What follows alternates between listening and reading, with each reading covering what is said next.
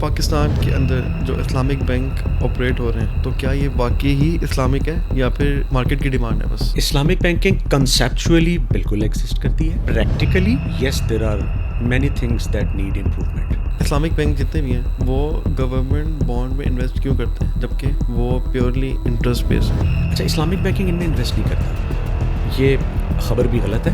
Islamic banking کے لیے particularly سکوک جاری کیا جاتا ہے. اگر اسلامک بینکنگ اتنی زیادہ اسلامک ہے اس کے باوجود جو اینڈ کنزیومر ہے اس کو یہ کیوں لگتا ہے کہ وہ انٹرسٹ پے کر رہے ہیں؟ کسی بھی چیز کا اگر ہمیں نالج نہیں ہوگا، ان ڈیپتھ اس کا ایجوکیشنل نالج نہیں ہوگا، تب تک ہم اس کو سمجھ نہیں پائیں گے.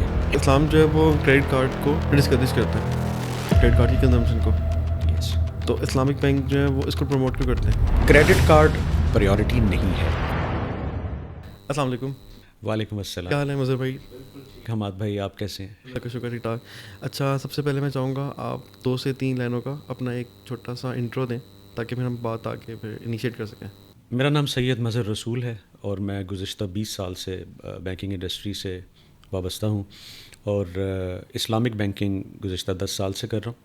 اور اسٹیٹ بینک کا ایک بڑا کمپریہنسو کورس ہے نباف کا، وہ میں کوالیفائڈ بھی ہوں اور ذاتی طور پہ اسلامک بینکنگ میں کافی دلچسپی بھی رکھتا ہوں اور آج آپ کے سامنے. Thank you so much for the time. اچھا، میرے کچھ جینوئن کوشچن ہیں تو ہم اس کو ڈسکس کریں گے.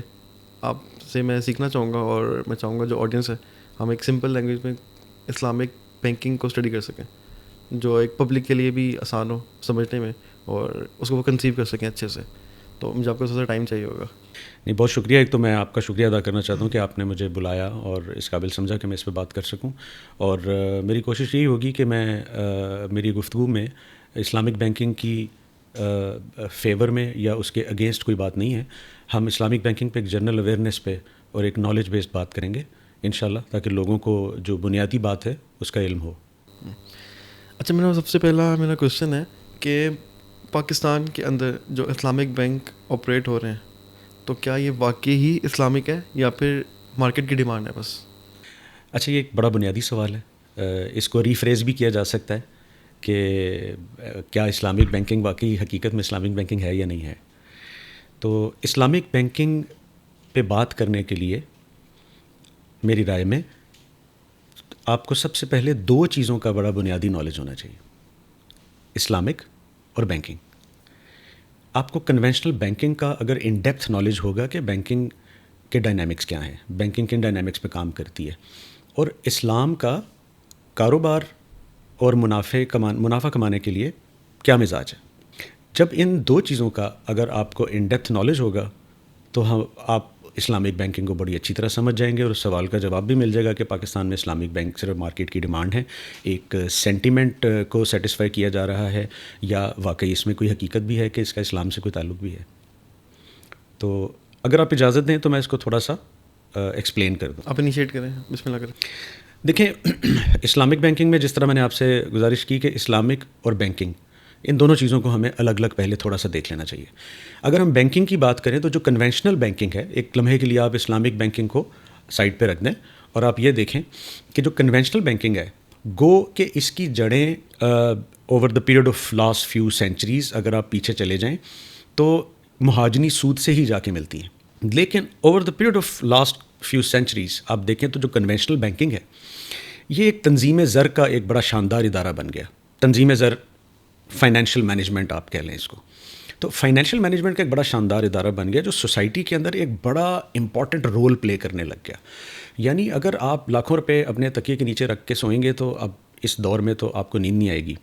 ایک ایسا ادارہ جو آپ کی پوری رقم اپنے پاس سنبھال کے رکھ لیتا ہے اور اس کے لیے گارڈز بھی رکھے ہوتے ہیں، اس کے لیے اس نے سٹاف رکھا ہوتا ہے اور آپ کو سروس دیتا ہے اور آپ کو مختلف means, cheque book, A T M, digital apps, ہر طرح سے آپ اپنے ہی پیسے جب مرضی نکال بھی سکتے ہیں، جب مرضی اس میں ڈپازٹ بھی کر سکتے ہیں.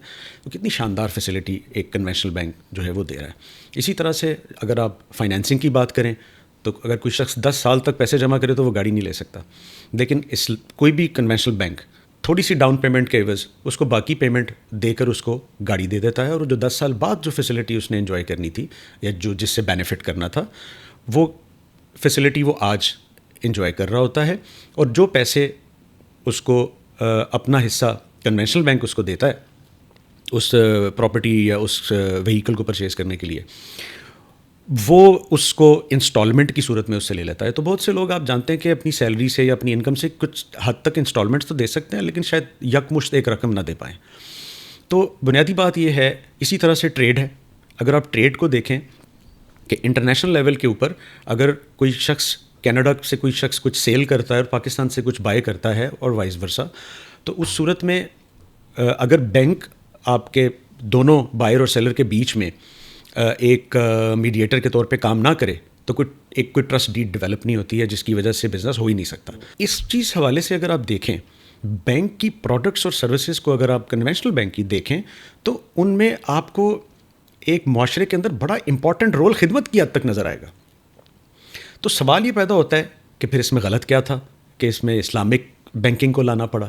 غلط یہ تھا کہ کنونشنل بینکنگ کی, جیسے میں نے آپ کو گزارش کی کہ یہ کوئی پچھلے کئی سینچریز پہلے اس کی جڑیں مہاجنی سود سے ملتی ہیں.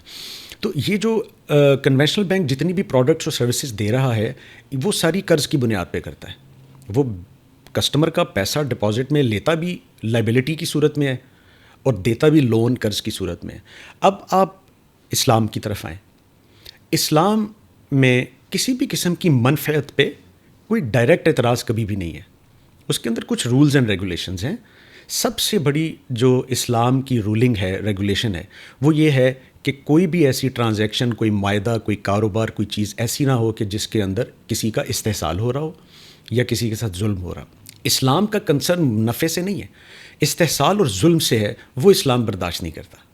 تو بینکنگ کے اس ادارے میں جو یہ پروڈکٹس اور سروسز ہیں, جیسا کہ میں نے آپ کو بتایا کہ یہ قرض کی بنیاد پہ سارا کام ہو رہا ہوتا ہے.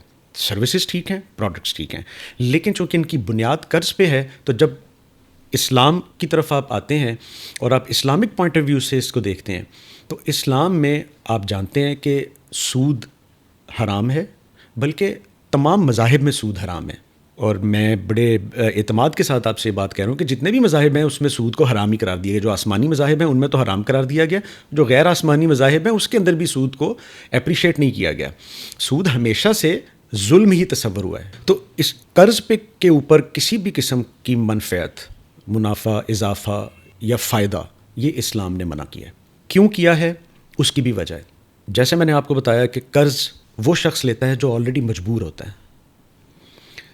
تو جب آپ کسی مجبور کی مدد کرتے ہیں تو آپ نیکی کرتے ہیں, اور نیکی کا اجر صرف اللہ سے لے سکتے ہیں. نیکی کا اجر آپ جس کے ساتھ کر رہے ہیں اس سے نہیں لے سکتے, ورنہ آپ کی نیکی ضائع ہو جائے گی. پھر وہ نیکی نہیں رہے گی, وہ ٹرانزیکشن بن جائے گی. تو یہ بیسک وجہ ہے کہ قرض کے اوپر کسی بھی قسم کا آپ مطالبہ اس سے اضافے کا نہیں کر سکتے, اور دوسری طرف اس میں ظلم کا معاملہ بھی آ جاتا ہے.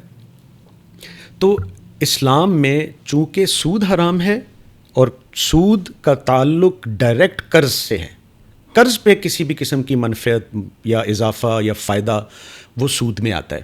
اور کنونشنل بینکنگ کی اتنی شاندار پروڈکٹس اینڈ سروسز, چونکہ اس کی بنیاد قرض پہ ہے اور اس پر جو منفعت وہ لیتے ہیں وہ منہ سے کہہ کر انٹرسٹ کہہ کے لیتے ہیں. وہ خود اس کو شرح سود کہتے ہیں, یعنی انہوں نے نام بھی چینج کرنا گوارا نہیں کیا اس کا. اس کی ایولیوشن بہت شاندار ہوئی ہے کنونشنل بینکنگ کی. مہاجنی سود سے آج جو بینکس کی شکل ہے کنونشنل بینکس کی, وہ معاشرے کا بڑا امپورٹنٹ کردار ادا کر رہے ہیں. جو سروسز اور پروڈکٹ دے رہے ہیں وہ بڑی شاندار ہیں, لیکن چونکہ اس کی بنیاد انہوں نے وہ روٹس سے چینج نہیں کی, اس کو سود پہ ہی رکھا, جس وجہ سے اسلام اس پہ اعتراض کرتا ہے. مقصد بینکنگ کو ختم کرنا تھا ہی نہیں کبھی, نہ ہی کنونشنل بینکنگ کو ختم کرنا تھا. مقصد تو اس کی اصلاح تھی کہ اتنی اچھی پروڈکٹس, اتنی شاندار سروسز کو اگر شرعی طور پہ صحیح طریقے سے کیا جائے تو یہی چیز جو ہے وہ ثواب کا درجہ رکھنے لگے گی. کیوں؟ ایک پروسیس ڈیفائن کر دیا اسلام نے. تو اللہ اور اس کے رسول صلی اللہ علیہ وسلم نے جو چیزیں ڈائریکٹ حرام قرار دی ہیں یا حلال قرار دی ہیں, ان کے علاوہ بہت سے معاملات ایسے ہیں جن میں کسی چیز کا حرام ہونا پروسیس پہ ڈیپینڈ کرتا ہے. تو بہت ساری چیزیں پروسیس سے حرام حلال ہوتی ہیں, جیسے ذبیحہ یا مرد و زن کا تعلق, یہ پروسیس سے حلال حرام کا فرق آتا ہے. اسی طرح سے کاروبار کے اندر ایک ہی کاروبار اگر آپ غیر شرعی طریقے سے کریں گے تو وہ حرام ہوگا، اور وہی کاروبار شرعی طریقے سے کریں گے تو حلال ہو جائے گا. تو پروسیس ڈیفائنز کہ کس چیز نے حلال اور حرام ہونا ہے ان مینی تھنگس. تو اسلامک بینکنگ کا جو وجود ہے وہ بیسکلی کنونشنل بینکنگ کے سامنے آ کھڑا ہوا صرف اس وجہ سے نہیں کہ یہ پروڈکٹ سروسز میں کوئی مسئلہ ہے، وہ تو نہایت شاندار ہیں، لیکن اس کا کرنے کا طریقہ ٹھیک نہیں تھا. اور وہ طریقہ اسلام نے بتا دیا، کیونکہ اسلام کا جو نظام معیشت ہے وہ واضح ہے. اٹ از ویری انفارچونیٹ کہ ہمارے ہاں محلے کی مسجدوں میں جمعے کے خطبوں میں وضو اور نماز کے وسائل سکھائے جاتے ہیں، بہت سارے فقہی مسائل بتائے جاتے ہیں، لیکن آپ مجھے پورے پاکستان میں ایک مسجد دکھا دیں ایسی کہ جہاں پر اسلامی نظام معیشت پہ بات ہوتی ہو کبھی، کہ آپ عام عوام کو یہ بھی بتایا جائے کہ اسلام میں کاروبار کرنے کے جائز حلال طریقے کیا ہیں.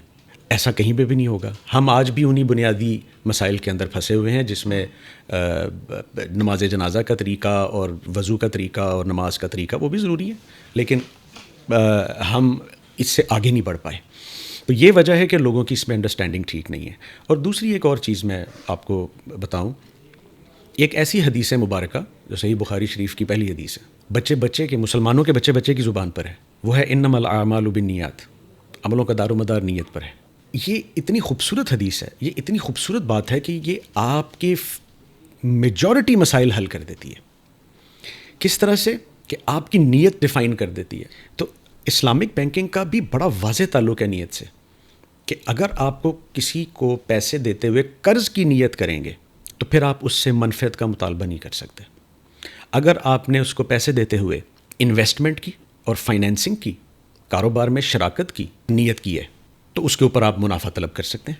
لیکن جب آپ فائنینسنگ اور انویسٹمنٹ کی نیت کریں گے تو اس میں پھر کچھ اور شرائط بھی شامل ہو جائیں گی. یعنی آپ کو اس کے ساتھ رسک بھی شیئر کرنا پڑے گا.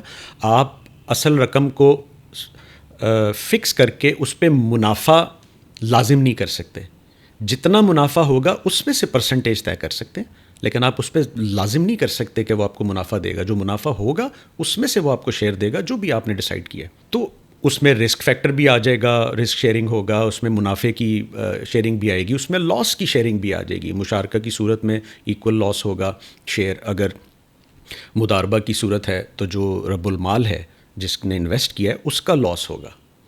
تو قرض تو سراسر نیکی ہے، اور نیکی کے اوپر آپ کوئی مطالبہ نہیں کر سکتے. تو اسلامک بینکنگ کا جو بنیادی مقدمہ ہے وہ یہ ہے کہ قرض کے اوپر آپ منفعت طلب نہیں کر سکتے، کیونکہ قرض دینا ایک نیکی ہے، اور نیکی کا اجر آپ اس بندے سے نہیں لے سکتے. اور اسلام نے اس کو قرض کے اوپر کسی بھی قسم کی منفعت کو سود قرار دیا.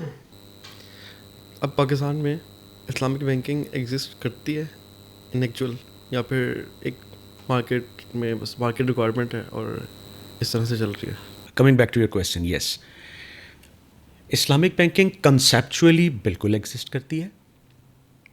Practically yes, there are many things that need improvement in my opinion. اس میں بہت ساری چیزوں میں امپروومنٹ کی ضرورت ہے. اس میں پریکٹیکل اپلیکیشن جو ہے اسلامک بینکنگ کے کانسیپٹس کی، اس کے اندر بہت سی تبدیلیوں کی اور بہت ساری چیزوں کی ضرورت ہے ابھی. اور ہمارے پاکستان میں بڑے بڑے جید علماء اس کے اوپر کام بھی کر رہے ہیں. اب بینک جو ہے وہ ڈفرینٹ ٹرمینالوجیز یوز کرتا ہے.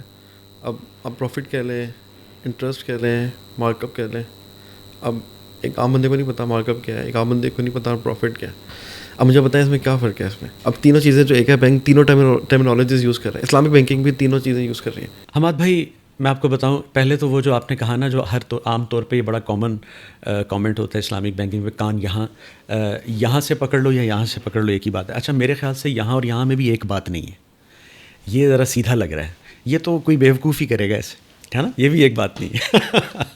اسلامک بینکنگ کا بھی یہی معاملہ ہے. کان کو اسلام کہتا ہے سیدھا سے، یہاں سے اگر ہاتھ سیدھا جا رہا ہے یہاں سے پکڑ لی، ادھر سے الٹا لانے کی کیا ضرورت ہے آپ کو؟ عجیب سے لگ رہے ہیں ایسے.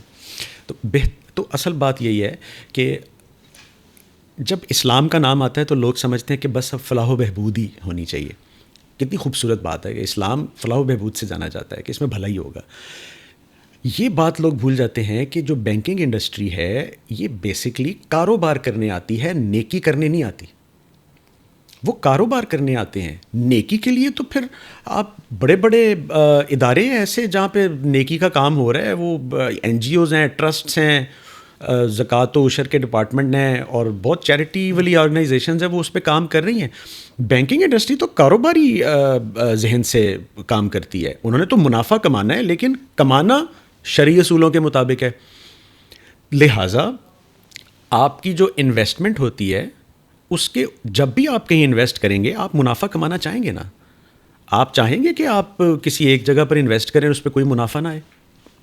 آپ کے پیسے ہیں اگر آپ نے کہیں انویسٹ کیے ہیں تو آپ اس پہ منافع چاہیں گے بجائے اس کے کہ وہ گھر میں پڑے ہیں تو الگ بات ہے. لیکن اگر آپ اپنے گھر سے اپنی جیب سے نکال کے کہیں پیسے کو انویسٹ کرنے کی نیت سے ڈالیں گے آپ اس پہ منافع کمانا چاہیں گے. لیکن آپ کو سوچنا یہ ہوگا کہ جو منافع آپ نے کمانا ہے وہ اللہ اور اس کے رسول صلی اللہ علیہ وسلم کے حکم سے ٹکرائے نا. آپ شربت کی بوتلیں بھی خرید کے بیچ سکتے ہیں اور شراب کی بوتلیں بھی بیچ سکتے ہیں. دونوں میں اگر سیم منافع ہو تو آپ کو چوائس تو یہی کرنی ہے نا کہ آپ نے حلال طرف جانا ہے. تو منافع تو آپ اس کو مارک اپ کہیں, پروفٹ کہیں, یا اس کو آپ اردو میں منفعت کہہ لیں, اضافہ کہہ لیں. یہ تو کاروبار کا بنیادی جو ہے اصول ہے, ایک بنیادی ڈیمانڈ ہے اس کی. تو منافع تو اسلامک بینک نے بھی کمانا ہے لیکن پھر وہی بات کہ وہ کمانے کا طریقہ اللہ اور اس کے رسول کے حکم سے نہ ٹکرائے. یہ بنیادی بات ہے. تو اسلام جو کنونشنل بینک ہے وہ باقاعدہ قرض کی نیت سے سارے چیزوں کو پروسیس کرتی ہے اور اس پہ انٹرسٹ کہہ کے کماتی ہے. اس کی وجہ یہ کہ یہ آئیڈیا ہی وہاں سے آیا ہے جن لوگوں کا اللہ کے حکم سے کوئی تعلق نہیں ہے. جو آپ کی یہ جو آپ کے کیپٹلسٹس ہیں یا جو آپ کا سیکولر سسٹم ہے, یہ جو سرمایہ دارانہ نظام ہے پوری دنیا کا, اس کا کسی مذہب سے کسی سینٹیمنٹ سے تعلق نہیں ہے. وہ تو اپنی اکانومی کسی بھی مذہب سے متاثر ہو کے نہیں چلاتے ہیں. ان کا مقصد تو صرف اور صرف سود کمانا ہے, انٹرسٹ کمانا ہے. وہ یہ نہیں دیکھنا چاہتے کہ اس میں یہ قرض کی بنیاد پہ یا کسی بنیاد پہ بھی ہے. وہ تو اپنے آپ کو سیکیور کرتے ہیں. یہ تو مذہب ہے, یہ جو دین ہے یہ آ کر بتاتا ہے کہ آپ کو دونوں طرف کا خیال رکھنا ہے.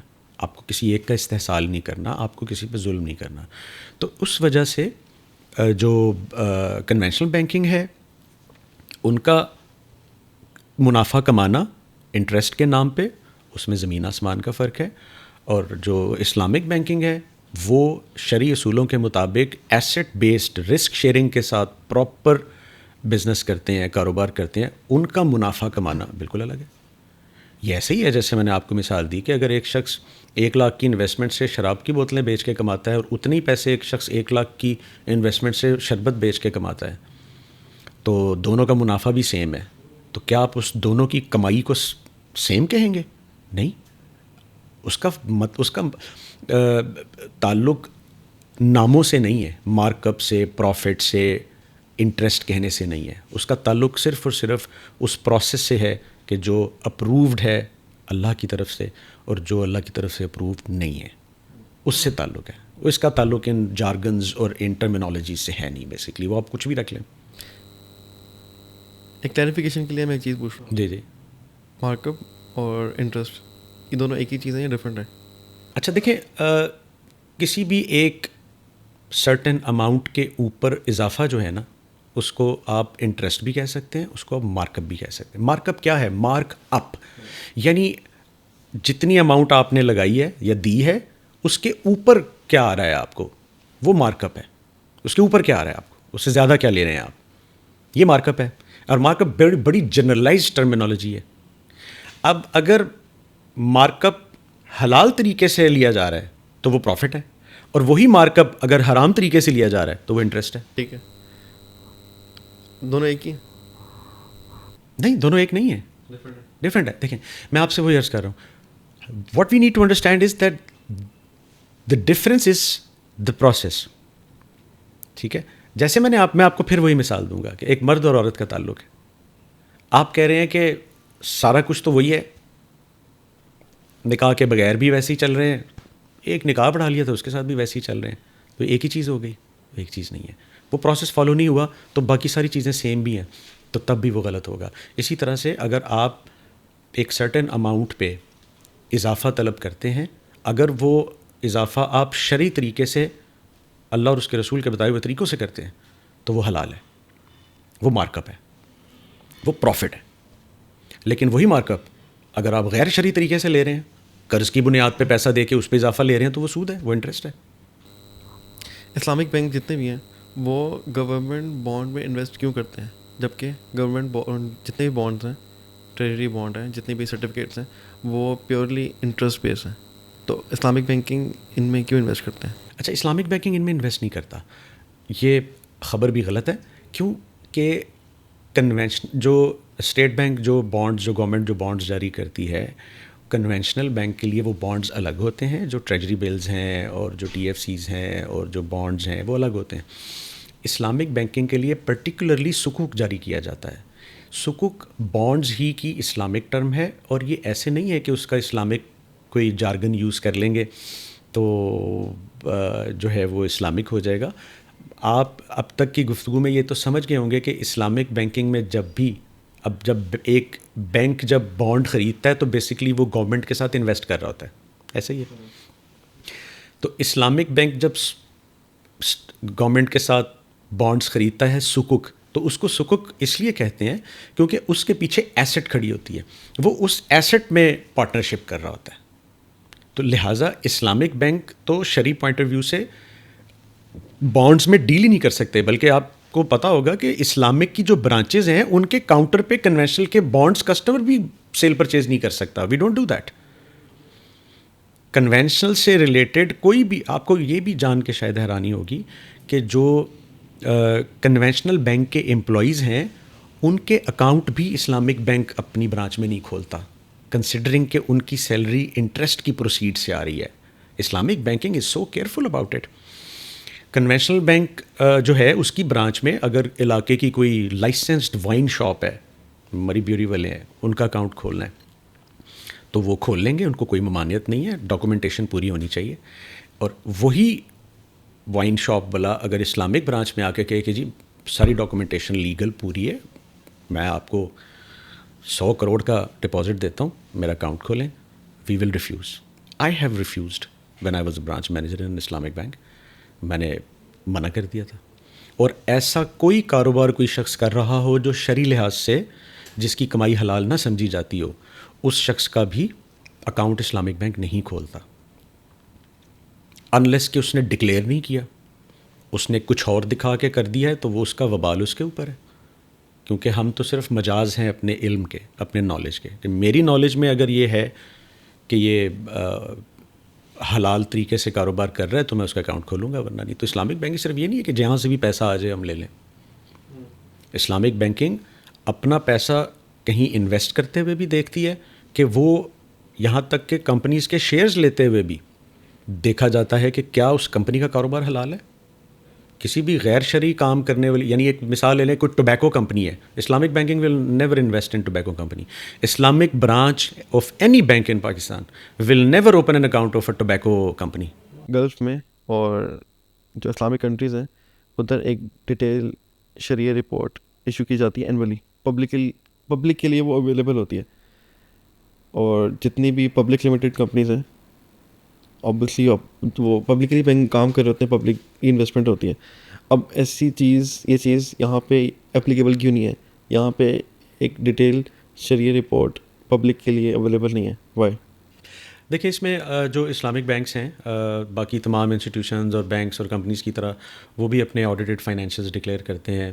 اور جہاں تک شریعہ آڈٹ رپورٹ کا تعلق ہے تو شریعہ آڈٹ رپورٹ جو ہے اس کی سمری بھی پبلش ہوتی ہے. آپ کا کویشچن یہ ہے کہ وہ ڈیٹیلڈ کیوں نہیں ہوتی؟ کیونکہ جو پاکستان کے اندر جو بلکہ پوری دنیا کے اندر اسلامک بینکنگ جو ہے نا اس کو ایوفی اسٹینڈرڈس جو ہیں جو اسلامک کے کو گورن کرتے ہیں وہ ان کے مطابق چل رہی ہوتی ہے. اور یہاں پر جو اسٹیٹ بینک آف پاکستان ہے اس کی ریگولیشنز اور اس کی ریکوائرمنٹ کی بیس پہ جو چیزیں ریکوائر ہوتی ہیں وہ کی جاتی ہیں. تو چونکہ اس کا جو ہے آفیشلی اس کی ریکوائرمنٹ ایز سچ کسی ریگولیشن میں نہیں ہے, اس وجہ سے اسلامک بینکنگ اس کو ڈیٹیل پبلش نہیں کرتے. بٹ آئی بلیو کہ وہ on demand for a certain competent authority they are available to review for review, تو وہ اویلیبل ہوتی ہیں. لیکن ان کی ایک سمری جو ہوتی ہے وہ اینول آڈٹ رپورٹ جو بینکس کے ہوتی ہے اس کے اندر وہ شریعہ audit report to the executive directors of board of directors ان کو کے نام ان کی اس کے لیے بنتی ہے. اس میں انٹرنل آڈٹ اور ایکسٹرنل آڈٹ دونوں کی رپورٹ جو ہے اس کے اندر موجود ہوتی ہے. اور اس کے علاوہ ایک اور بات ہے کہ جو آڈیٹڈ فائنینشیلز ہوتے ہیں اس میں اس کی balance sheet, profit and loss account اور وہ جتنی بھی فائنینشیلز ہیں وہ چونکہ باقاعدہ آڈیٹڈ ہوتے ہیں تو وہ ان کا آڈٹ شریعہ کمپلائنس بیس پر ہی ہوا ہوتا ہے. تو اگر تو ان کے اندر کسی قسم کا کوئی نان کمپلائنٹ ایشو ہو یا اس میں کچھ چھپانے والی بات ہو تو وہ جنرل آڈٹ میں بھی نکل آئے گی. کیونکہ آپ جانتے ہیں کہ اسلامک بینک کی جو بیلنس شیٹ ہے وہ کنوینشنل بینک کی بیلنس شیٹ سے بالکل مختلف ہوتی ہے. اس کی جو ایسٹ سائڈ ہے اس کے اندر انوینٹری ہوتی ہے اور بڑی لمبی لسٹ ہوتی ہے انوینٹریز کی. جس کمپنی کو, جس فیکٹری کو, جس کسٹمر کو اسلامک بینک نے فائنینس کیا ہوتا ہے, چونکہ وہ قرض کی بنیاد پہ نہیں کرتا, وہ شراکت داری اور پارٹنرشپ کی بنیاد پہ کرتا ہے, تو وہ انہوں نے وہ ساری انوینٹری پرچیز کی ہوتی ہے اور ان تمام فیکٹریز کے اندر جو مال پڑا ہوتا ہے جس پہ فائنینس کیا ہوتا ہے بینک نے, اس کے اوپر بینک کا ٹیگ لگا ہوتا ہے کہ یہ اس بینک کی انوینٹری ہے. اور ان کیس خدا نہ خواستہ اگر کوئی نقصان ہوتا ہے تو وہ نقصان بھی بینک کا ہی ہوتا ہے, وہ اس فیکٹری کا نہیں ہوتا, اس کمپنی کا نہیں ہوتا. وہ الگ بات ہے کہ اس کو تکافل سے میٹیگیٹ کر لیا جاتا ہے. تو لیکن یہ ہے کہ جو آڈیٹڈ فائنینشیلز ہیں, coming back to the question, وہ بیسکلی شریعہ کمپلائنس کے مطابق ہی آڈٹ ہوئے ہوتے ہیں اسلامک بینک کے, اور ایک اسٹینڈرڈ رپورٹ بھی اس میں موجود ہوتی ہے. لیکن آپ کا یہ کہنا کہ چونکہ باقی جگہوں پہ ڈیٹیلڈ ہوتی ہے, یہاں پہ ڈیٹیلڈ پبلش نہیں ہوتی ہے, یس دیٹس اے کویسچن, اور میرے خیال سے اس کو ڈیٹیلڈ بھی انہیں پبلش کرنا چاہیے, but that is up to the authorities. Islamic point of view سے اسلام جو ہے وہ کریڈٹ کارڈ کو ڈسکریج کرتا ہے, کریڈٹ کارڈ کی کنزمپشن کو. یس. تو اسلامک بینک جو ہے وہ اس کو پروموٹ کیوں کرتے ہیں؟ اچھا, اسلامک بینک اس کو ایسے پروموٹ تو بالکل نہیں کرتا کہ اس کو پروموٹ کر رہا ہو. ابھی تک میرے علم میں یہ ہے کہ ایک ہی اسلامک بینک ایسا ہے کہ جنہوں نے کنونشنل سے اسلامک میں کنورٹ کیا تھا, تو ان کے جتنے بھی کریڈٹ کارڈز تھے کنونشنل کے, چونکہ وہ کسٹمرز جو ہیں وہ آلریڈی اس کے اوپر بہت اسپینڈنگ کر چکے تھے, ایک پورا ڈیٹا تھا اس کے اوپر, پورا ایک اسٹرکچر کھڑا ہوا تھا, تو انہوں نے اس کو اسلامک کی ایک تبرع کے نام سے ایک پروڈکٹ کو ڈیزائن کیا مفتیان نے, اور اس کے اوپر اس کو شفٹ کر دیا. وہ کس طرح کیا؟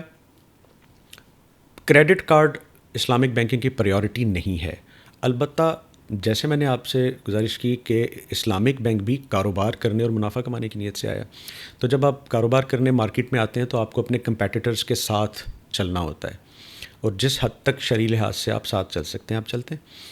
تو کریڈٹ کارڈ کا معاملہ ایسا ہے کہ میں ذاتی طور پہ سمجھتا ہوں کہ directly Islamic bank credit card کو بالکل بھی انکریج نہیں کرتا, لیکن اس کی کوئی نہ کوئی صورت مارکیٹ کمپٹیشن کی وجہ سے, کسٹمرز کو فیسیلیٹیٹ, لوگوں کو فیسیلیٹیٹ کرنے کی وجہ سے جو اسلامک بینکس نے نکالی ہے, اس کے اندر بھی چونکہ کریڈٹ کارڈ میں بیسکلی کریڈٹ کارڈ ہے, یعنی اس میں اگر 1 لاکھ کا کریڈٹ کارڈ آپ کو ملا تو اس میں 1 لاکھ کی آپ کو کریڈٹ کی لمٹ مل گئی, قرض کی لمٹ مل گئی. اب جب بھی وہ قرض آپ استعمال کریں گے تو کنونشنل بھی ابھی ایسا ہوتا ہے کہ 45 ڈیز کے اندر اگر آپ نے پیسے واپس ڈال دیے تو آپ کو کسی قسم کا انٹرسٹ نہیں لگتا. تو اس لحاظ سے تو وہاں پر بھی پرابلم نہیں ہے, کنونشنل میں بھی کریڈٹ کارڈ میں کوئی ایشو نہیں ہے, سوائے ایک بات کے کہ اس کے اندر آپ ایک ایسی کمٹمنٹ کر رہے ہیں کہ 45 ڈیز کے بعد اگر میں نے پے نہ کیے تو میں اتنا انٹرسٹ دوں گا. تو سود دینے کا وعدہ کرنا جو ہے وہ بھی سود کی معاونت میں شامل ہے, اس وجہ سے بھی اس کو ڈسکریج کرتے ہیں ہم. لیکن اب اسلامک بینکنگ اگر کریڈٹ کارڈ دے گا تو وہ اس کو قرض کی صورت میں دے نہیں سکتا, لہٰذا وہ کیا کرتے ہیں کہ جب آپ اسلامک کا کریڈٹ کارڈ سے کوئی ٹرانزیکشن کریں گے تو وہ آپ کو اپنا ایجنٹ بنا کے آپ اپنے بہاف پہ آپ سے ٹرانزیکشن کروائیں گے, اور اس کے بعد اس کی پیمنٹ آپ سے لیں گے. اور 45 ڈیز کے اندر اگر آپ کر لیتے ہیں تو آپ کو کسی قسم کا کوئی مارک اپ, کوئی پروفٹ بھی چارج نہیں ہوتا. اگر اس کے بعد آپ کرتے ہیں تو وہ اس کی سیل پرچیز ایگریمنٹ کے ساتھ اس کے آپ کو کوئی نہ کوئی منافع چارج کر دیتے ہیں. ظاہری طور پہ یہی محسوس ہوتا ہے کہ اس کو گھما لیا گیا ہے اور اس طرح کر لیا گیا ہے, اسلامکلی کہیں نہ کہیں سے اس میں گنجائش نکال لی گئی ہے. لیکن بہرحال چونکہ میں کوئی مفتی تو نہیں ہوں کہ میں اس کے اوپر کوئی جو ہے اتھینٹک رائے دے سکوں, تو I would like to leave this in attended, اور اس میں ابھی بہت ساری چیزوں پہ میرے خیال سے کام کرنے کی ضرورت ہے. آپ کا تعلق بھی فائنانس سے, بینکنگ سے, میرا تعلق بھی فائنانس سے, تو یہ تو انٹائرلی انٹرسٹ ہے. اب پہلی والی بات, چاہے کان یہاں سے پکڑ لو چاہے کان وہاں سے پکڑ لو, بات ایک ہی ہے. تو جو سینیریو بھی آپ نے بتایا ہے وہ تو انٹائرلی جو ہے وہ پھر انٹرسٹ کی طرف ہی بات جا رہی ہے, تو یہ ایک فلا ہے ہم سمجھیں اس میں. میں ایگری کرتا ہوں آپ کی اس بات سے. آپ کو یاد ہوگا کہ ہماری اس گفتگو کے شروع میں نے آپ سے ایک بات کہی تھی کہ اسلامک بینکنگ کنسیپچولی بالکل ٹھیک ہے, لیکن پریکٹیکلٹی میں اس کی جو پریکٹیکل اپلیکیشن ہے اس کے اندر بہت ساری چیزوں کے اندر اس میں امپروومنٹ کی ضرورت ہے, اس کے اندر بہت سارا کام کرنے کی ضرورت ہے.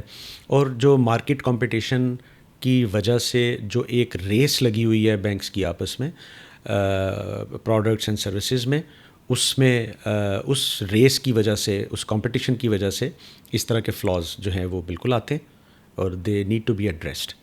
اگر اسلامک بینکنگ سسٹم میں رہتے ہوئے ایک بینک جو ہے وہ اگر اس کو لاس ہو جاتا ہے تو کیا وہ اپنا یہ لاس اپنے کنزیومر کو آگے ڈلیور کرے گا؟ اگر انڈر مشارکہ انڈر مداربہ کانٹریکٹ تو کیا وہ لاس کنزیومر کو جائے گا؟ کیونکہ اسلام کا مین یہ ہے کہ کاروبار وہ جس میں پروفٹ اینڈ لاس دونوں ہو.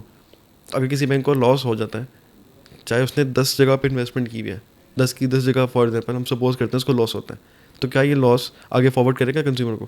پرنسپلی یس کرے گا, یہی تو اس کا اصول ہے. دیکھیں کسٹمر کا جتنا بھی پیسہ ہمارے پاس ہوتا ہے ڈپازٹ کی صورت میں, وہ 2 ٹائپس میں آتا ہے. ایک تو کرنٹ اکاؤنٹ ہے جو قرض کی بنیاد پہ ہوتا ہے, اس پہ کسی قسم کا منافع نہیں دینا ہوتا ہم نے, اور وہ قرض کی رقم ہمیں لاس بھی ہو جائے تو ہم وہ واجب الادا ہے, وہ ہم نے ان کو دینی ہے, اس پہ منافع کوئی نہیں دینا پر اصل رقم ہم نے دینی ہے, ہمیں جو مرضی لاس ہو جائے. جو سیونگ اکاؤنٹس ہیں اور جو فکس ڈپازٹس ہیں, یا فکس ڈپازٹ کا لفظ یوز نہیں کرنا چاہیے, جو ٹی ڈی آرز ہیں ٹرم ڈپازٹس ہیں, ان کے اندر یہ ہوتا ہے کہ وہ مداربہ بیسڈ ہوتی ہیں. مداربہ کیا ہے؟ مداربہ ایک ایسا کانٹریکٹ ہوتا ہے جس میں ایک شخص رب المال ہوتا ہے, انویسٹر ہوتا ہے, پیسے لگاتا ہے, اور دوسرا مدارب ہوتا ہے جو اس کے پیسے کے اوپر آگے کام کرتا ہے. اور اسلام میں جو کاروبار میں مداربہ میں اصول یہ ہے کہ اگر منافع ہوگا تو مدارب اور رب المال آپس میں شیئر کریں گے, جو بھی ایگریڈ ریشو ہے ان کی اس پہ شیئر کریں گے. جبکہ اگر نقصان ہوگا تو رب المال کا ہوگا. جب اسلامک بینک لینڈنگ کرتا ہے تو وہ رب المال ہوتا ہے, اسی وجہ سے وہ لاس بھی بیئر کرتا ہے اگر وہاں سے لاس ہو جائے تو. لیکن اگر کسٹمر نے ہمارے پاس مداربہ بیس ڈپازٹ رکھوایا, اب کسٹمر رب المال ہے اور ہم اس کے پیسے کے اوپر آگے انویسٹ کر کے کہیں پہ اس سے منافع کماتے ہیں اور اس کو پروفٹ دیتے ہیں اس میں سے حصہ. اگر اس میں لاس ہو جائے تو آبویسلی لاس رب المال کا ہوگا, وہ بینک کا نہیں ہوگا. تو یہ ایک بنیادی اصول ہے اور یہ دونوں طرف چلتا ہے. ایک طرف بینک جب دیتا ہے تو تب بینک نقصان لے سکتا ہے, دوسری طرف وہ جو کسٹمر ہے اس کو نقصان ہوگا کیونکہ وہ رب المال ہے. آپ پوچھیں کہ کیا وہ ڈسیمینیٹ کرے گا لاس کسٹمر کو, تو پرنسپلی ایگریمنٹ ہی یہی ہے, یس ایسا ہی ہوگا. لیکن لاس ہوتا ہے یا نہیں ہوتا یہ الگ بات ہے, اور کیوں نہیں ہوتا یہ الگ بات ہے. پریکٹیکلی کبھی ایسا ہوا ہے؟ نہیں, ابھی تک تو نہیں ہوا. لاس کیوں ہوگا؟ میں آپ کو ایک مثال دیتا ہوں.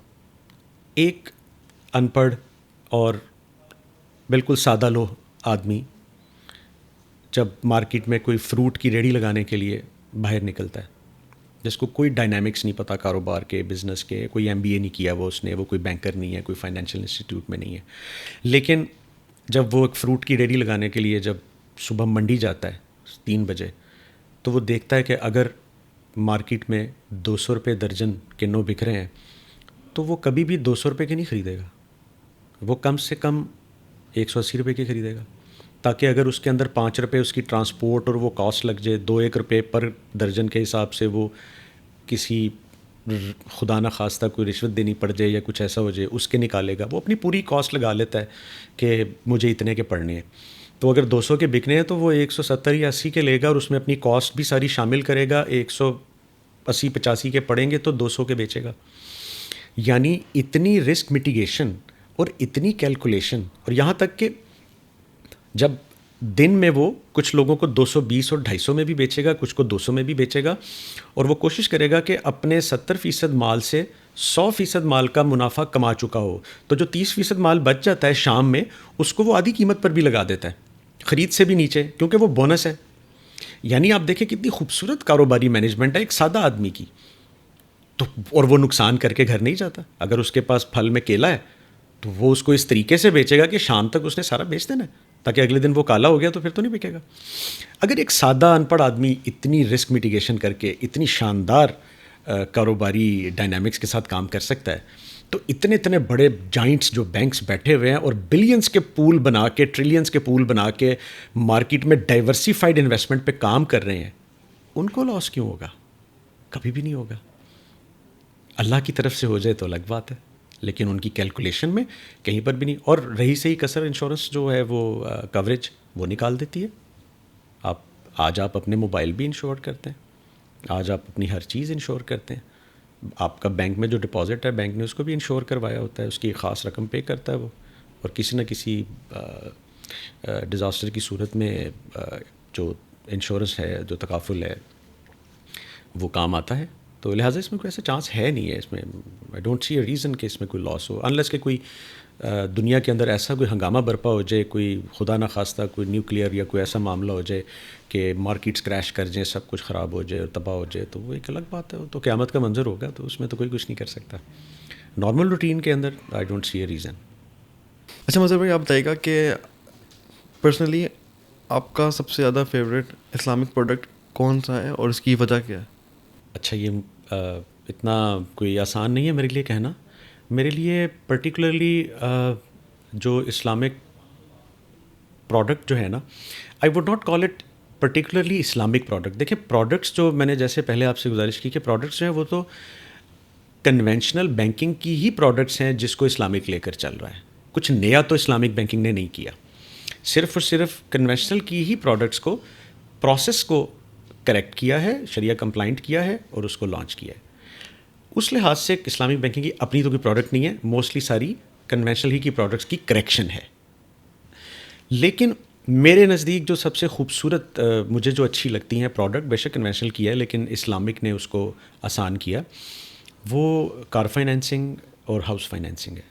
اس کی وجہ یہ ہے کہ ہم جس معاشرے میں رہتے ہیں, جس خطے میں رہتے ہیں, بلکہ اب تو پوری دنیا کا یہ حال ہے کہ اپنا گھر بنانا جو ہے یہ تو جوئے شیر لانے کے مترادف ہے. یعنی اگر آپ نے کوئی 5 مرلے کا 1 کروڑ کا گھر بھی, اگر آج کل اس سے کم ملتا ہے, تو اگر آپ کوئی 80-90 لاکھ کروڑ کا 5 مرلے کا گھر بھی لینا چاہتے ہیں, تو جب تک آپ نے کروڑ روپیہ اگر جمع کر لیا تو وہ 10 کروڑ کا ہو گیا ہوگا.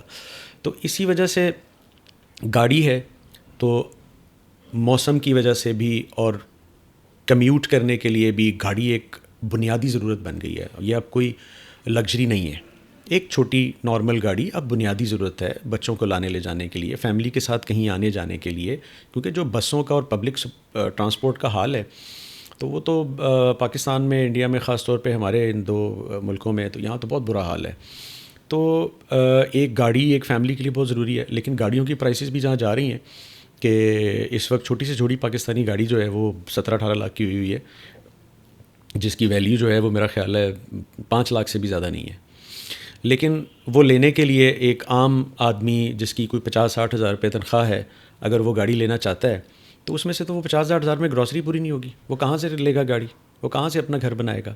تو اس میں یہ جو بینکنگ انڈسٹری میں جب بینک جو ہے وہ فائنینس کرتا ہے, اس میں وہ پارٹنرشپ کرتا ہے, ڈیمینشنگ مشارکہ کر لیتا ہے, تو اس میں کچھ پیسے آپ دیتے ہیں, باقی 80% بینک دے دیتا ہے.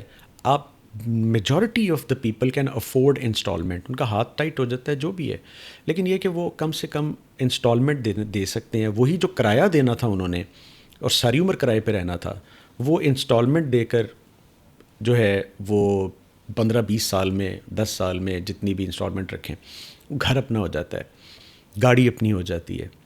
تو یہ جو فائنینشیل پروڈکٹس ہیں خاص طور پہ, ان کے اندر میں اس کو معاشرے کے لیے ایک بڑا بہترین تحفہ سمجھتا ہوں کہ ہے. باقی تو اکاؤنٹس ہونا, اس میں پیسے رکھنا, آپ کے پیسے سیف ہیں, سیکیور ہیں, لاکرز ہیں, آپ لاکرز میں اپنی قیمتی اشیاء رکھ سکتے ہیں, آپ گھر میں نہیں رکھ سکتے, آپ لاکھوں کے زیور لاکر میں رکھ کے آپ سکون کی نیند سوتے ہیں, بہت شاندار ہے. اس کے علاوہ انٹرنیشنلی ٹریڈ کے اندر جو ہے وہ بینکس کا بڑا کلیدی کردار ہے. بینکس نہ ہو تو آپ انٹرنیشنلی ٹریڈ نہیں کر سکتے, آپ بائنگ سیلنگ نہیں کر سکتے. تو بینک کی تو ہر پروڈکٹ جو ہے وہ میں سمجھتا ہوں کہ سوسائٹی کے لیے اس وقت تحفہ ہے, اگر اس کو صحیح طریقے سے کیا جائے. اچھا مظہر بھائی, میرا آپ سے کوشچن ہے کہ باہر ابراڈ میں اسلامک بینکنگ کو ایتھیکل بینکنگ بھی کہتے ہیں, آپ نے بتایا, تو اگر یہ اتنے زیادہ اسلامک ہے، اتنے زیادہ ایتھیکل ہے، تو یہ ایک غریب کو انٹرسٹ فری ایمرجنسی لون کیوں نہیں دیتے؟ بڑا اچھا سوال ہے اور بڑا امپورٹنٹ ہے.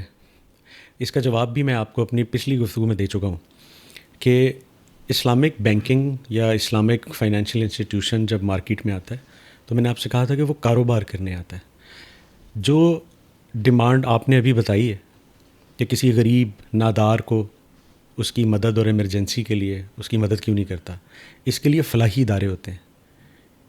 وہ گورنمنٹ کی لیول پر بھی ہوتے ہیں، وہ زکوٰۃ و عشر کے ڈپارٹمنٹ بھی ہیں. اس کے علاوہ پرائیویٹ این جی اوز، بہت ساری چیریٹیبل انسٹیٹیوشنز ہیں، وہ یہ کام کر رہے ہیں. اور یہ جو اسلامک بینکنگ ہے یہ ایتھیکل ان اٹس اسپرٹ اس وجہ سے ہے کہ یہ حرام اور حلال کے فرق کو سامنے رکھتی ہے اور یہ شرعی اصولوں کے مطابق کاروبار کرتی ہے. یہ فلاح و بہبود کے لیے نہیں آئی ہوئی. اس کو کاروبار اسلامی شرعی اصولوں کے مطابق کرنا ہے. کاروبار میں آپ منافع کماتے ہیں اور آپ انویسٹ بھی دیکھ کے کرتے ہیں. جو فلاح و بہبود ہے، کسی غریب کی مدد کرنا، وہ چیریٹیبل انسٹیٹیوشنز کا کام ہے. وہ اسلامک بینکنگ کا یا کسی اور فرم کا کام ہی نہیں ہے جو کاروبار کرنے آئے ہوئے ہیں. This is as simple as that. Is Islamic banking system is protecting faith or protecting profits or both? Actually both. It's protecting faith definitely. اور فیتھ پروٹیکٹ کرنے کا سب سے بڑا ثبوت ہی یہی ہے کہ وہ اس کاروبار کو شرعی اصولوں کے مطابق کرنا چاہ رہی ہوتی ہے، چاہے اس میں رسک بھی لینا پڑے، چاہے اس میں جو ہے پروفٹ اینڈ لاس میں شراکت کرنی پڑے، اور چاہے وہ ایسٹ میں کام کرنا پڑے، کیونکہ ایسٹ اتنا زیادہ پاکستان میں یا کسی بھی جگہ پہ ہوتا نہیں ہے جہاں پہ آپ انویسٹ کر سکیں. وداؤٹ ایسٹس تو آپ کہیں پر بھی انویسٹ کر سکتے ہیں، بہت ساری ایونیوز ہیں، بہت ساری اینٹیز ہیں، لیکن ایسٹس بہت کم ہے. یہ پرابلم اسلامک بینکنگ کو آتی بھی ہے کہ ایسٹ اتنا ہے نہیں کہ جس میں اتنا زیادہ انویسٹ کیا جائے، لیکن پھر بھی وہ اس کو مینیج کرتے ہیں، کم پروفٹ بھی ہو تو مینیج کرتے ہیں. لہٰذا فیتھ کو بچانے کے لیے یہ سارے رسک بھی لیے جاتے ہیں. جہاں تک پروفٹ کی بات ہے تو جو بھی اینٹی کاروبار کرنے آئے گی وہ اپنے پروفٹ کو سیف گارڈ ضرور کرے گی، ادروائز تو وہ اینٹی ایگزسٹ ہی نہیں کرے گی، وہ مارکیٹ میں رہ ہی نہیں پائے گی، تو کام کیسے کرے گی؟ وداؤٹ پروفٹ تو آپ کام ہی نہیں کر سکتے. That's the very basic requirement. اگر اسلامک بینکنگ اتنی زیادہ اسلامک ہے، اس کے باوجود جو اینڈ کنزیومر ہے اس کو یہ کیوں لگتا ہے کہ وہ انٹرسٹ پے کر رہا ہے؟ ایسا کیوں ہے؟ مطلب ایک جنرل پرسیپشن کیوں ہے؟ ہم اب تک اس کو ڈیولپ کیوں نہیں کر پائے؟ ہم اویئرنیس کیوں نہیں دے پائے اب تک پبلک کو؟ دیکھیں، یہ کم علمی ہے. پہلی بات تو یہ، کسی بھی چیز کا اگر ہمیں نالج نہیں ہوگا، ان ڈیپتھ اس کا ایجوکیشنل نالج نہیں ہوگا، تب تک ہم اس کو سمجھ نہیں پائیں گے. اینڈ کنزیومر بنیادی طور پہ کسی نہ کسی طرح سے اپنے بینیفٹ کو سیف گارڈ کرنا چاہتا ہے. ہر شخص چاہتا ہے کہ اس کو قرضہ ملے یا فائنینسنگ ملے اور اسے واپس نہ کرنی پڑے. ایسا تو کہیں پہ بھی نہیں ہوتا. تو اسلامک بینکنگ سے لوگوں کی جو امیدیں ہیں وہ شاید میں نے آپ سے جس طرح سے کہا کہ اسلامک بینکنگ میں جب اسلام کا لفظ لگتا ہے تو اسلام کی خوبصورتی یہ ہے کہ لوگوں کے ذہن میں فلاح و بہبود آنے لگتی ہے، مفت آنے لگ جاتا ہے کہ شاید بس یہ بھلا ہی ہے اور مفت ہے. اور بھلا بالکل ہے، آخرت کا بھلا ہے اگر آپ فیتھ بیسڈ بینکنگ کرتے ہیں. لیکن دنیاوی لحاظ سے اگر آپ دیکھیں گے تو وہ کاروباری انسٹیٹیوشن ہے، اس نے کاروبار کرنا ہے اور لوگ اس سے فلاح و بہبود کا تصور رکھتے ہیں کہ اسلامک بینکنگ آئی ہے تو کنونشنل اگر پروفٹ پہ یا انٹرسٹ پہ دے رہی تھی، اسلامک بینکنگ فری میں بانٹنے لگ جائے سارا کچھ. ایسا نہیں ہوتا. اسلامک بینکنگ ایک کاروباری ادارہ ہے، وہ کاروبار کرنے آتا ہے، وہ اپنے پروفٹ کو سیف گارڈ کرتا ہے اور شرعی اصولوں کے بیچ میں رہتے ہوئے اینڈ کنزیومر کو جتنا فیسیلیٹیٹ کر سکتا ہے کرتا ہے. اگر آپ کے پاس اتھارٹی آئے کہ آپ ایک میجر ریفارم کر سکیں اسلامک بینکنگ سسٹم پر، تو اگر ایسا کچھ ہو تو آپ کون سا میجر ریفارم کریں گے پورے سسٹم پہ؟ دیکھیں، اسلامک اگر وہ ایک دن کی حکومت آپ مجھے دے رہے ہیں اسلامک بینکنگ کو میں کوئی ریفارمز لانے کے لیے، میرے خیال سے تو دیکھیں Islamic banking already is on the right track. اور جو اس کی اندر جو اس کو مکمل طور پر نافذ کرنا بالکل ایسی ہے جیسے آج کل کے دور میں کسی ملک میں شریعت کو نافذ کرنا ہے. تو جس طرح سے شریعت کو مکمل نافذ کرنا کوئی آسان کام نہیں ہے کسی بھی جگہ پہ، تو اسی طرح سے اسلامک بینکنگ کو بھی ان اٹس ٹرو اسپرٹ جو ہے نا وہ اتنا آسان نہیں ہے کہ یہ کوئی ایک دن میں ہو جائے گا یا ایک سال میں ہو جائے گا. تو اس کے لیے over the period of time چیزوں کو لے کر چلنا پڑے گا، کیونکہ آپ کو انٹرنیشنل سسٹم ہے کیپٹلزم کا، جو انٹرنیشنل بینکنگ سسٹم ہے جو پورا انٹرسٹ سے بھرا ہوا ہے، اس کے ساتھ آپ کو کمپیٹیٹیو ہو کے اس کے ساتھ آپ کو چلنا پڑے گا. تو اٹس ناٹ دیٹ ایزی کہ اس کے اندر کوئی ایک میریکل ایک دن میں یا کچھ عرصے میں کر دیا جائے. اس کو آہستہ آہستہ ہی کیا جا سکتا ہے. اور جہاں تک میری بساط میں اگر اتنی اتھارٹی آ جائے، یہ میں اپنی ذاتی کیپیسٹی میں آپ سے کہنے لگا ہوں کہ اگر میری بساط میں اتھارٹی آ جائے، جو لیول آف اتھارٹی آپ کہہ رہے ہیں کہ میں کوئی ایسا ریفارم لاؤں کہ سب چینج کر دوں، تو میرے خیال سے میں بینکنگ، اسلامک بینکنگ، یہ سارے تصور ختم کر کے بیت المال کا سسٹم لے کر آؤں. جو مدینے کی فلاحی ریاست تھی، اس کو کنیکٹ مت کیجیے گا کسی ایسی پولیٹیکل پرسنالٹی سے، یہ میری اپنی ذاتی رائے ہے کہ کسی ایسی کہ ایک مدینے کی جو فلاحی ریاست تھی اس میں کسی قسم کی بینکنگ کی کسی چیز کی ضرورت نہیں تھی. اور آئیڈیل نظام وہی ہے جو اللہ کے رسول صلی اللہ علیہ وسلم نے دیا تھا، اس کو من و عن اسی طرح سے نافذ کیا جائے تو دنیا کے لیے سوائے فلاح کے اور کچھ بھی نہیں ہوگا. فلاح و بہبود ہی ہوگی.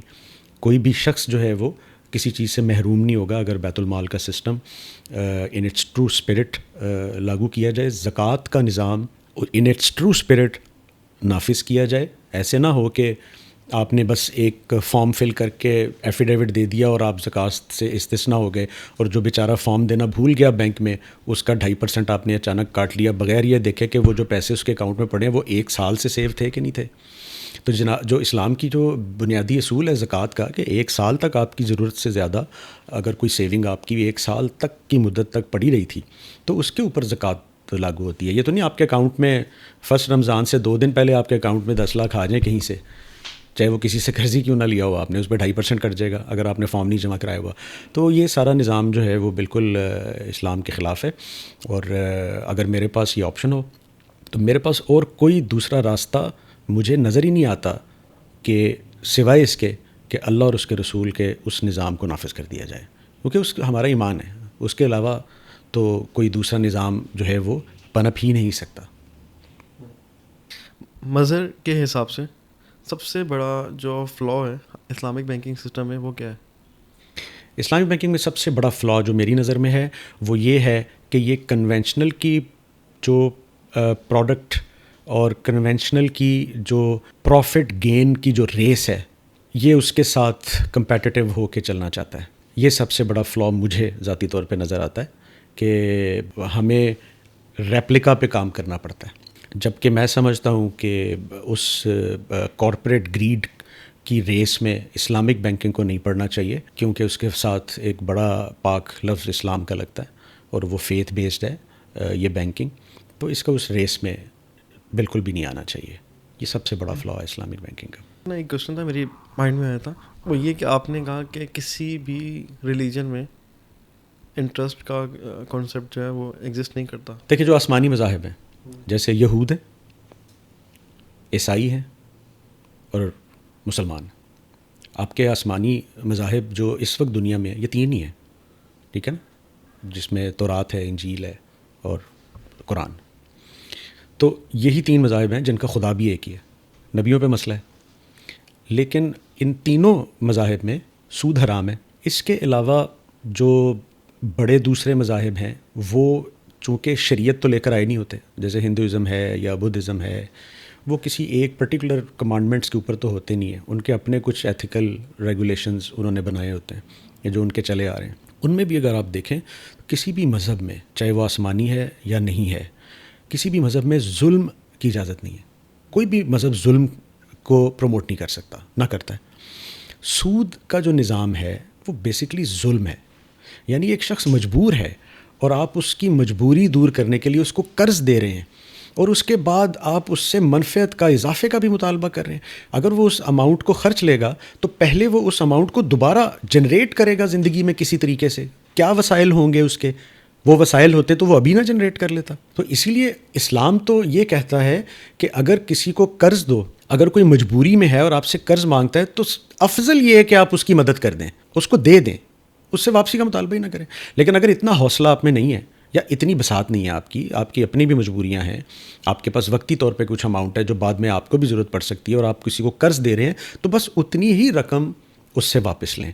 اور اس میں بھی اسلام نے بڑی سختی سے اس کی تائید کی, اس کی جو ہے وہ تلقین کی ہے کہ اگر وہ نہ دے پائے قرض واپس تو اس کو وقت دیں, اور پھر بہتر تو یہ ہے کہ اس کو معافی کر دیں, کیونکہ اس کا کئی ہزار گنا زیادہ درجہ آپ کا آخرت میں. اس میں ایک اور سب سے بڑی جو چیز ہے جو فیتھ بیسڈ ہے نا, وہ یہ ہے آخرت. ہم وہ لوگ جن کا آخرت پر ایمان ہے, قیامت کے روز ہمارا اس بات پر ایمان ہے کہ ہماری نیکیاں اور گناہ تولے جائیں گے, اس کے لیے ہمیں نیکیاں جمع کرنی ہیں, اس کے لیے ہمیں وتواصوا بالحق وتواصوا بالصبر پہ چلنا ہے, عامل الصالحات کرنا ہے. جس کا یہ فیتھ ہے کہ قیامت کے روز ہمیں یہ نیکیاں چاہیے, اس کے لیے یہ بڑا آسان کام ہے کہ وہ کسی کی بھی مدد کر دے گا اور چھوڑ دے گا, کیونکہ اس کا یہ ایمان ہے کہ یہ کئی ہزار گنا کر کے مجھے آخرت میں مل جانا ہے. پرابلم ان لوگوں کے لیے زیادہ ہے جن کے لیے دنیا ہی سب کچھ ہے.